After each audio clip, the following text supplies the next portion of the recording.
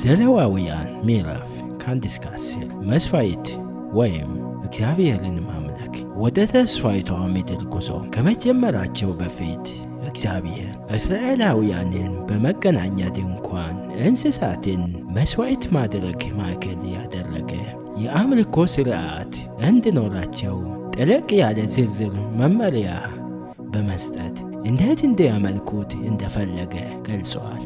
እግዚአብሔር ቅዱስ ነው፣ የሚያመልኩትም እንዲሁም ቅዱሳን እንዲሆኑ ይፈልጋል። ቅድስና የሚለው ሐሳብ ንጽሕናን፣ ከኃጢአት መለየትንና የተለየ መሆንን ያካትታል።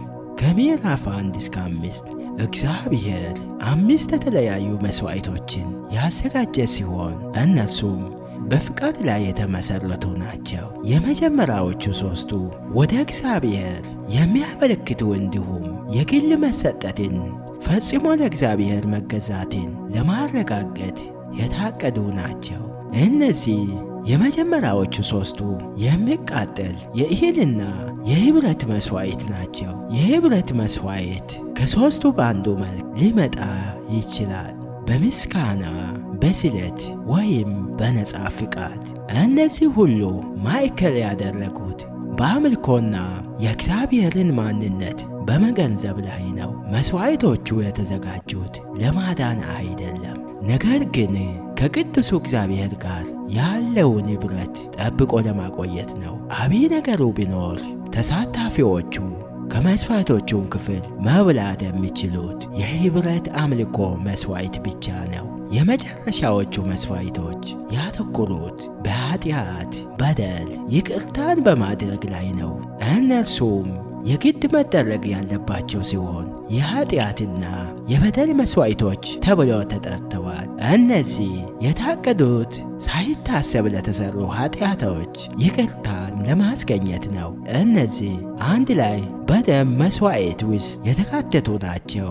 በተጨማሪም የበደል መሥዋዕት ለተበዳዩ መካሲን ይጠይቃል። እነዚህ ሁሉ መሥዋዕቶች የታቀዱት የእግዚአብሔርን ቅድስና ለአምላኪዎች ለማስታወስ ሲሆን በእርግጥም ኃጢአት መፍትሔ ሊበጅለት የሚገባ ከመሆኑም በላይ ለይቅርታ ተተኪ የደም መሥዋዕት አስፈላጊ መሆኑን ያመለክታል። ከምዕራፍ 6-7 ያለው ክፍል ከተለያዩ መሥዋዕቶች ጋር የተለያዩ መመሪያዎችን ይዘረዝራል።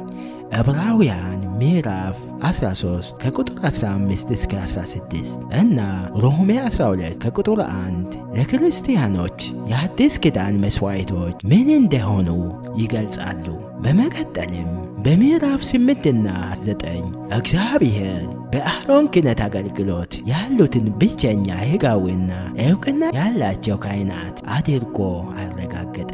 ኃጢአትን በተመለከተ በእግዚአብሔር ፊት ሕዝቡን ወክለው ሲቆሙ በመገናኛው ድንኳን በእግዚአብሔር ፊት ለመንቀሳቀስ እነርሱ መንጻት መቀደስ ነበረባቸው። በምዕራፍ 10 የናዳብና የአብዩ ሞት እግዚአብሔር በፊቱ ቅዱስ ሆኖ መገኘትን አጥብቆ የሚፈልግ መሆኑን ያመለክታል። ዘሌዋውያን ምዕራፍ 11-27 መለየት ወይም ከእግዚአብሔር ጋር መጓዝ። በእነዚህ ምዕራፎች የነጹና ያልነጹ ነገሮችን አስመልክቶና እስራኤላውያን ከሌሎች ሕዝቦች የሚለያቸውን የቅድስና ኑሮ መኖር እንዴት እንደሚችሉ የተለያዩ መመሪያዎች ተሰጥተዋል። ይህም የቅድስና ኑሮ ጥሪ ነበር። በምዕራፍ 11-15 ያሉት መመሪያዎች በቀዳሚነት የተሰጡት ለጤንነትና ንጽሕናን መጠበቅን በተመለከተ ሲሆን እስራኤል ከኃጢአትና በዙሪያቸው ካሉት ሕዝቦች የጣዖት አምልኮ መለየት ነበረ። እነርሱም የተሰጡት ለመጠበቅና ለመንጻት ነበር። እነዚህ ሥርዓታዊ ገጽታዎች የሚያመለክቱት ንጹሕ ያልሆነ ምግብ ሲሆን በክርስቶስ የተሻሩና ጊዜያቸው ያለፈ ነው። ኤፌሶን ምዕራፍ 2 ከቁጥር 14-18፣ ቆላስይስ ምዕራፍ 2 ከ13-15፣ ዕብራውያን 9 ከ9-10 ይመልከቱ። በምዕራፍ 16 በዓመት አንድ ጊዜ ሊቀ ካህን የሕዝቡን ኃጢአት ማስተስረያ ይዞ ወደ ቅድስተ ቅዱሳን የሚገባበትን እጅግ አስፈላጊ የሆነውን የማስተስረያን ቀን ይዘረዝራል። ማስተስረያ የመለካትን ኃጢአትን የመሻገርንና የመሥዋዕትን ጽንሰ ሐሳብ ይይዛል። የክርስቶስ በመስቀል ላይ የማስተስረያ መሥዋዕት መሆኑን ቀድሞ ያመላከተ ሲሆን በጊዜያዊነት ከክርስቶስ ሞት በፊት ለኃጢአት መፍትሔ መፈለጊያ መንገድ አዘጋጅተዋል። ምዕራፍ 17 ኃጢአትን ይቅር ለማለት የደም መሥዋዕት አስፈላጊ መሆኑን ያጠነክራል። ነገር ግን የዕብራውያን መጽሐፍ ለኃጢአት ይቅርታ የሚገኘው በኮርማዎች ወይም በፍየል በጎች ደም ሳይሆን በክርስቶስ ደም መሆኑን ያመለክታል። የእንስሳት ደም ጊዜያዊ፣ ብቸኛና በምሳሌነት የቀረበ መተኪያ ነበር። በብሉይ ኪዳን ዘመን የተሸፈኑ ኃጢአቶች እግዚአብሔር በክርስቶስ ደም መፍትሔ ሰጥቷቸዋል። ዕብራውያን ምዕራፍ 9 ከቁጥር 15 መመልከት ይቻላል። ዘሌዋውያን ምዕራፍ ከ18 እስከ 27 በተለያዩ የሕይወት መስኮች ከሚያጋጥሙን ኃጢአቶች ግብረ ገባዊነትና ግብረ ሰዶምን ጨምሮ እንዴት መለየትና ለእግዚአብሔር መቀደስ እንደሚቻል ተጨማሪ ትምህርቶችን ይዟል።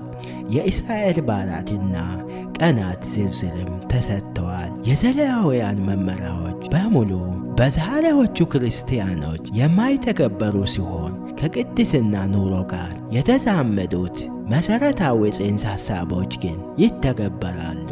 አንደኛ ጴጥሮስ ምዕራፍ 1 ከቁጥር 14 እስከ 16፣ አንደኛ ዮሐንስ ምዕራፍ 1 ከቁጥር 5 እስከ 9 በአዲሱ ኪዳን ላይ ያለውን ክፍል ከዘሌዋውያን ጋር ይተካከላል።